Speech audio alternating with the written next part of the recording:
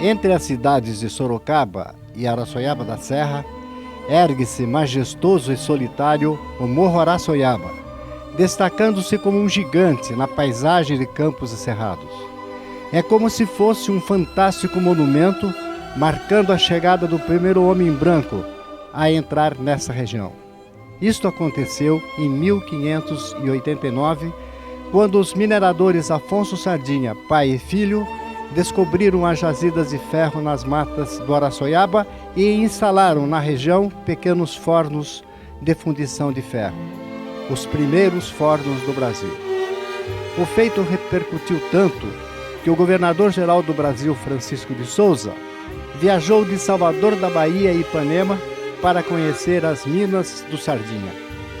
Gostou tanto que instalou uma vila no sertão, a Vila de Nossa Senhora de Monte Serrate, a primeira vila do sertão paulista. E também foi aí, em 1818, que correu o primeiro ferro em escala industrial na história das Américas.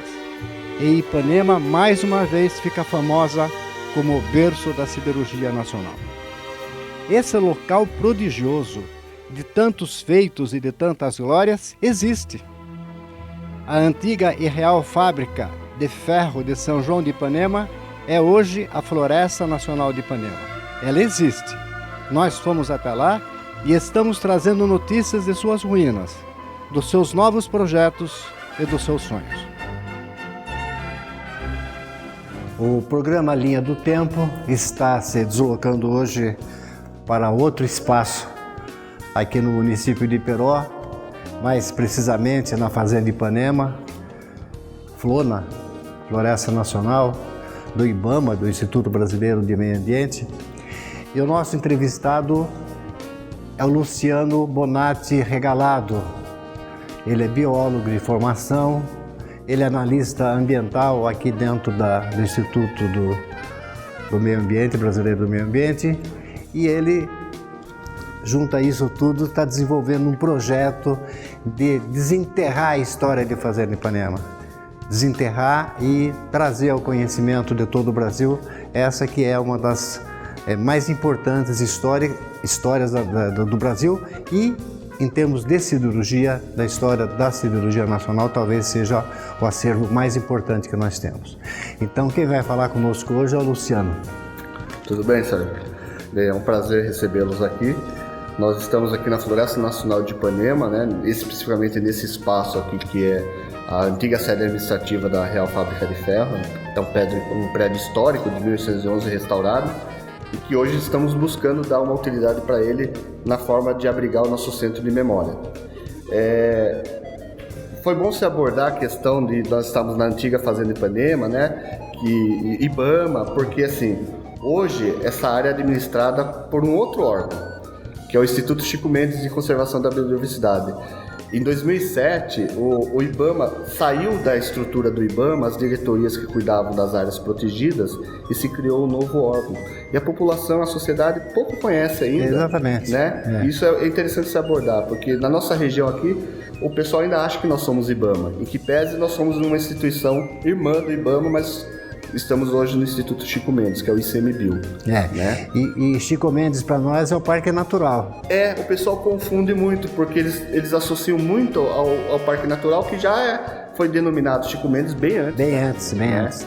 Então o pessoal ainda chama de IBAMA. E Fazenda Ipanema também, nós ainda somos chamados de Fazenda Ipanema, em que pese a Fazenda Ipanema ser uma propriedade bem maior, né, antigamente administrada pelo Ministério da Agricultura, e que sofreu fragmentações e uma grande parte ficou, na época, em 92, para o IBAMA, para criar a Floresta Nacional, e depois passamos sob a administração do ICMBio, que é o Chico Mendes. Eu vou aproveitar esse gancho seu, que você fala de Fazenda Ipanema, Flona e tal, para falar do Morro Ipanema. Morro Ipanema, outra polêmica. Não é isso? Do meu ponto de vista, o nome correto é Morro Araçoiaba, né? Em toda a documentação histórica, Araçoiaba, Biraçoiaba, tem várias denominações, né? E que significa? Esconderijo do sol. E é o esconderijo do sol. Sim, porque ao entardecer o sol se põe atrás dele. Os nativos que viviam aqui antigamente viam o sol se pôr e achavam que ali era o esconderijo do sol. Mas por que Ipanema? Porque a grande referência aqui mesmo é o rio Ipanema. Então é o morro do rio Ipanema. E o que significa Ipanema? Segundo a língua indígena, é água podre, água sem vida. Águas ruins. Águas ruins, né? É. Existem controvérsias. Existe. Tem gente que ainda diz que não é isso. Mas o que se prevalece é essa denominação. Tá? Bem, então aqui no Centro de Memória, na Floresta Nacional... Então nós vamos concentrar hoje a nossa conversa aqui agora no Centro de Memória, né? Centro de Memória porque e você da vê história da fábrica de ferro. Ah, sim, que se envolve, que se mistura com a O história. objetivo da criação do Centro de Memória é justamente resgatar, preservar e fazer a difusão do conhecimento dos aspectos históricos e ambientais. Lembrando que nós estamos aqui numa unidade de conservação que tem como objetivo proteger essa rica biodiversidade que existe aqui. Né? Luciano, este prédio é o mais antigo da região? Qual é o outro mais velho que esse aqui? De Sorocaba não existe nada tão velho. Assim, em pé... existe. São Bento. São Bento, Mosteiro de São Bento, com certeza. Mosteiro de São Bento. Agora, do complexo aqui, do conjunto de Ipanema, é um dos mais antigos. Claro que nós temos que entender o conjunto do patrimônio histórico de Ipanema como uma sucessão ao longo do século XIX de substituição de algumas estruturas conforme a necessidade, né? Então, vou dizer, esse é o prédio original? Não, ele foi construído em 1811 em Taipa, pilão de Taipa, né? E ao longo da necessidade da própria fábrica de ferro, depois posteriormente do Ministério do Exército, da Guerra, que aqui foi aquartelamento do Exército, e depois do Ministério da Agricultura, ele sofreu modificações estruturais para adequar a necessidade de cada época. Mas nós temos sim uma estrutura que se reporta inicialmente a 1811. Vamos falar de dois elementos importantes aqui nesse prédio. A capela, onde foi batizado o Varnhagen, né? Sim. Ela é também de 1811? Não, aí que as pessoas confundem. Quando se fala a capela que o Varnhagen foi batizado, não era essa capela anexada à casa.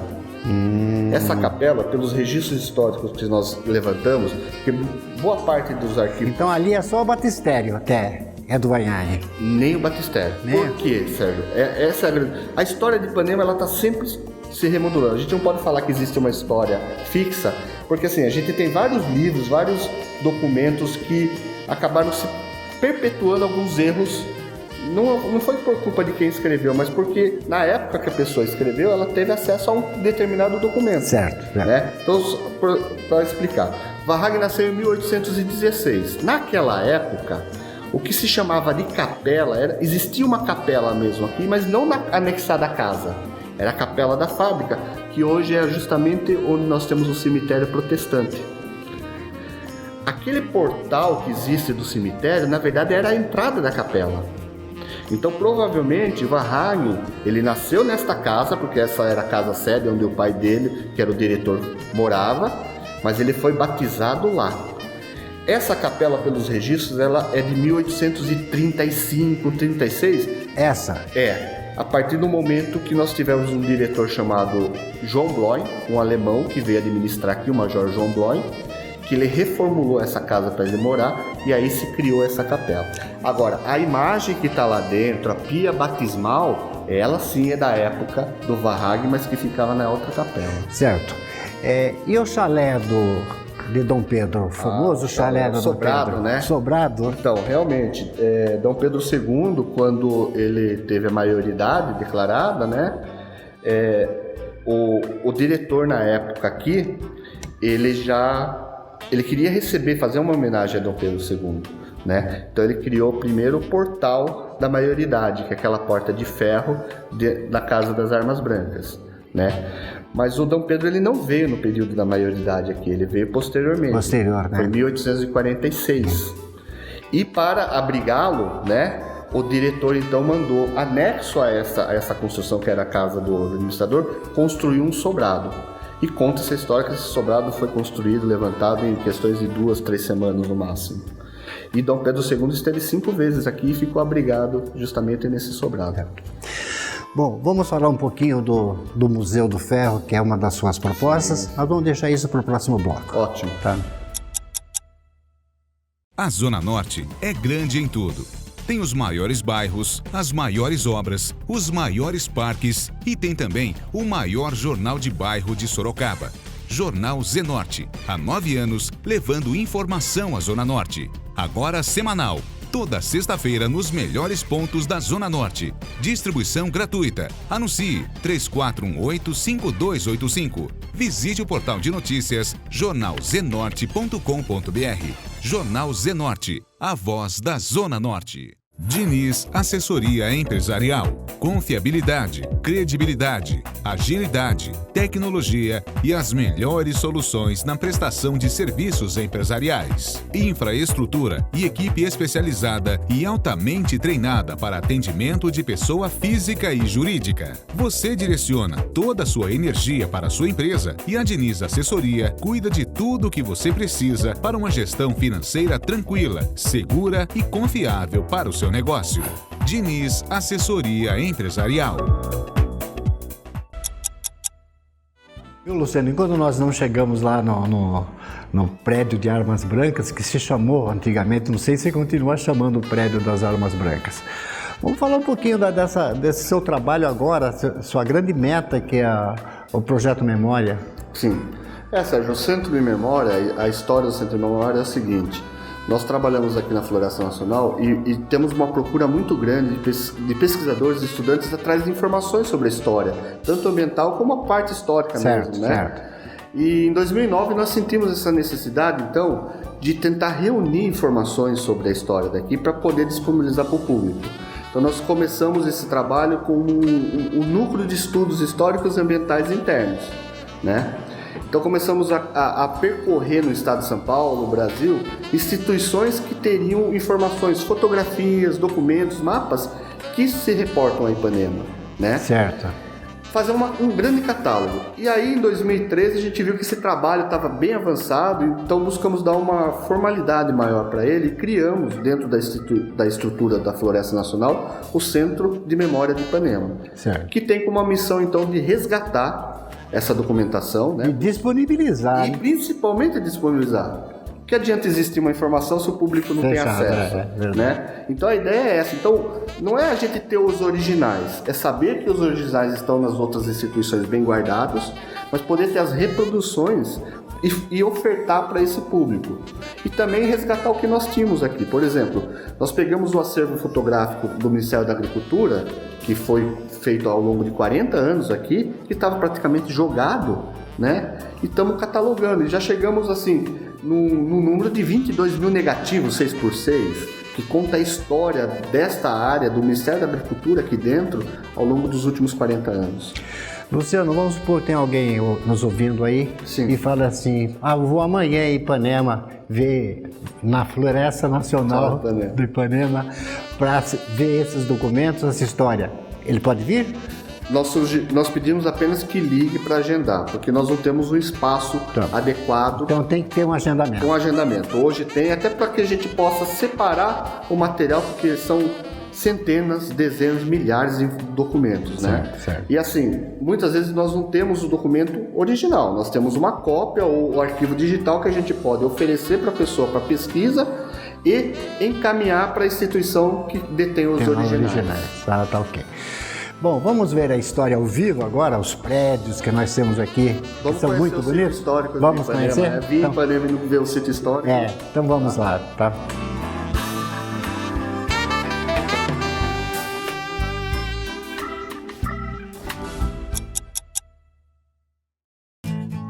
Quando você muda, o mundo se transforma. E quanto mais alto você sonha, mais longe você vai. É que um mundo de altas transformações é muito mais que uma ideia. É um projeto de vida que se renova todos os dias, quando você decide evoluir. Afinal, um tempo de altas transformações começa no lugar onde você escolhe viver. Esse lugar já existe e vai dar um up no seu mundo. Bem-vindo ao UP! O mundo que você quer começa no lugar onde você vive. Up, uma ideia moderna de viver.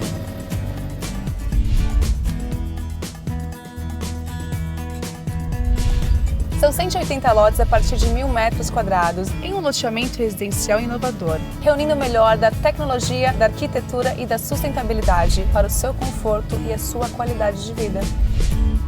Tudo isso aqui na rodovia João Leme dos Santos, a 5 minutos do Parque Campolim.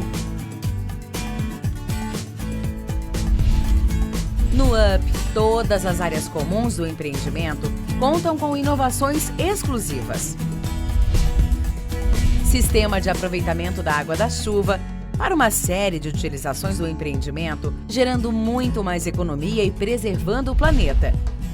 Energia fotovoltaica, com placas que transformam a luz do sol em energia, gerando a própria eletricidade do empreendimento com muito mais economia e sustentabilidade.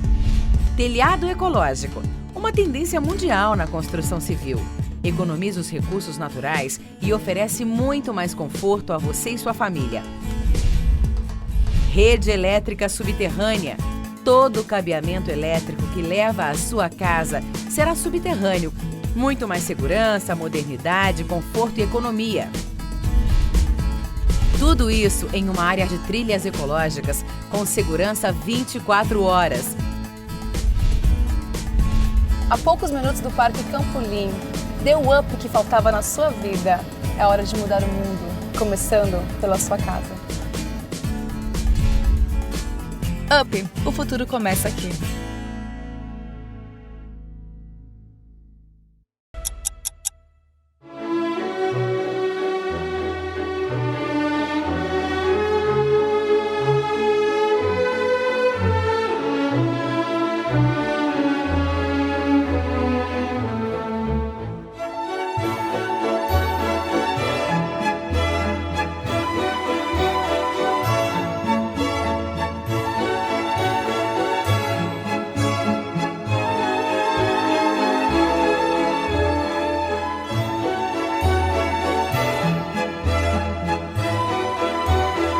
Luciano, nós estamos aqui num cenário majestoso, parece história medieval aqui, um cenário da história medieval.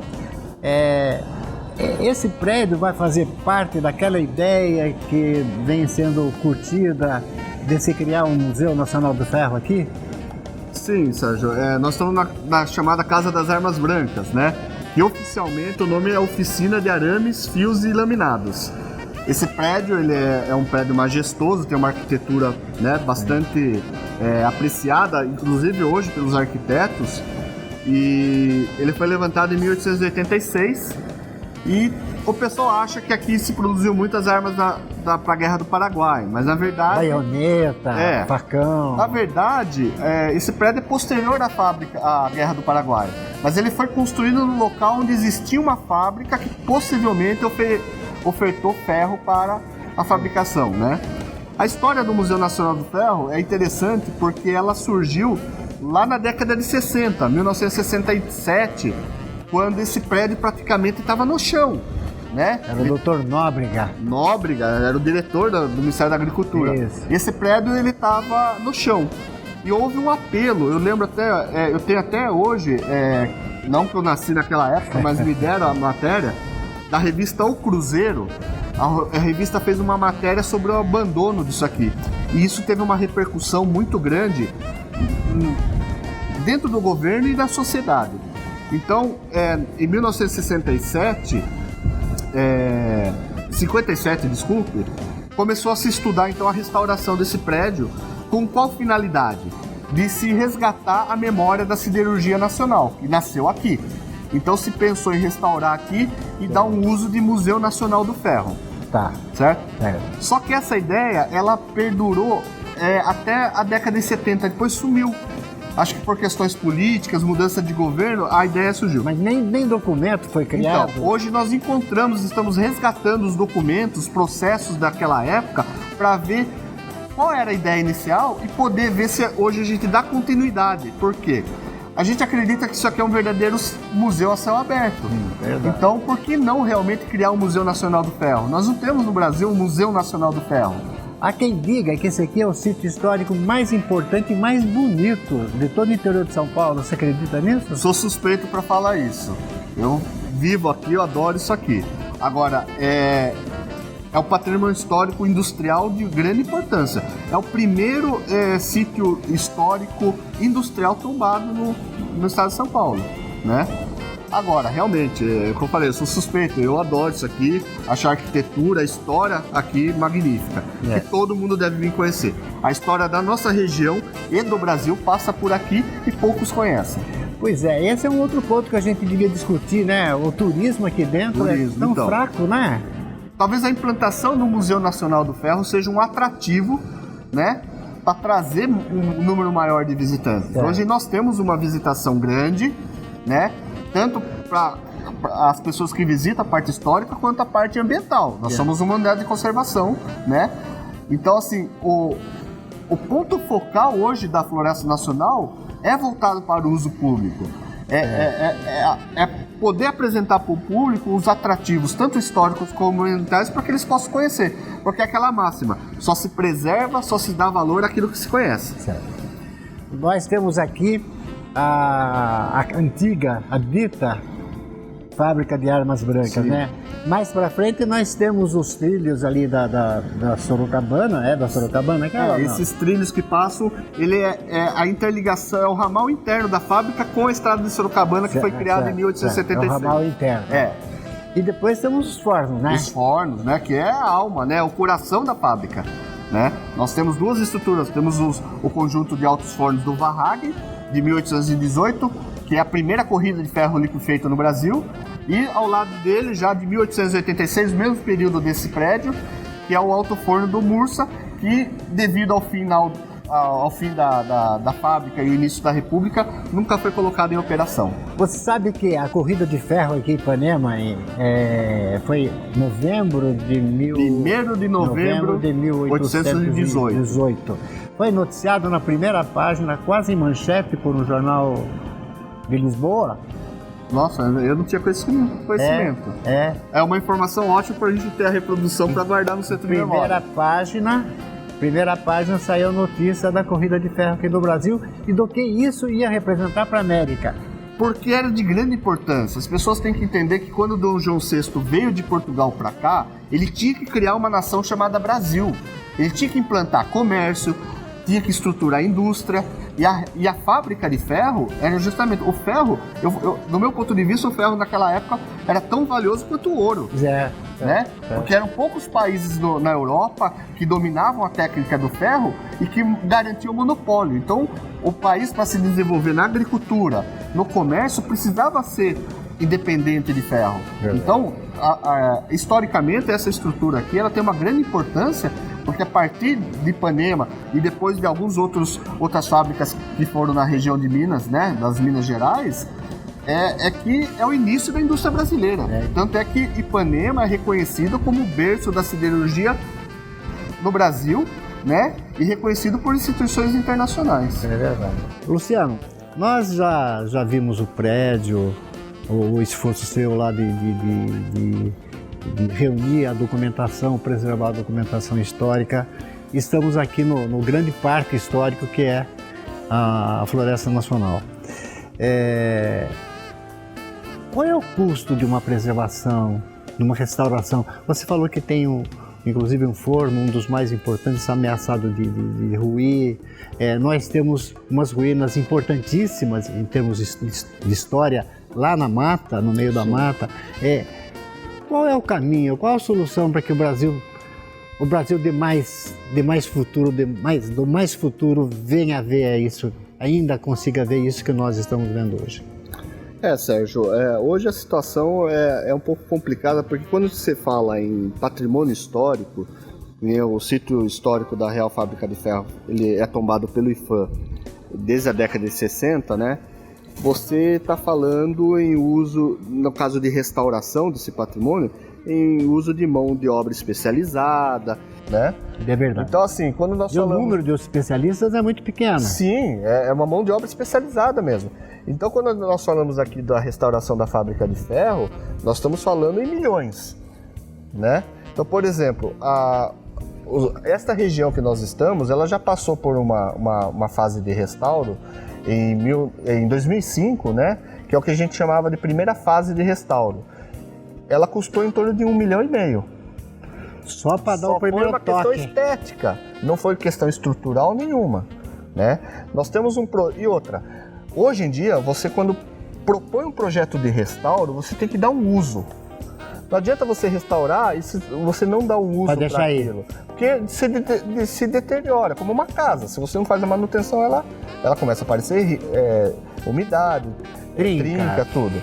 Então, por exemplo, nós temos aqui um complexo que a gente chama de segunda oficina de refino, que a proposta é restaurar o prédio e dar um uso. O quê? Se criar dentro desse prédio uma oficina de fundição artística. É transformar ela numa escola onde você possa formar mão de obra especializada em restaurar obras de arte feitas de ferro, de metais. Exatamente. Só que o custo só para restaurar esse prédio ultrapassa os R$2,5 milhões. E qual é a fonte de recurso hoje? Hoje a gente sabe, o Estado não tem condições de manter isso, né? Então depende muito da iniciativa privada, uma parceria público-privada, né? Através de renúncia fiscal, através das leis de Rouanet, as leis de incentivo do ICMS, né?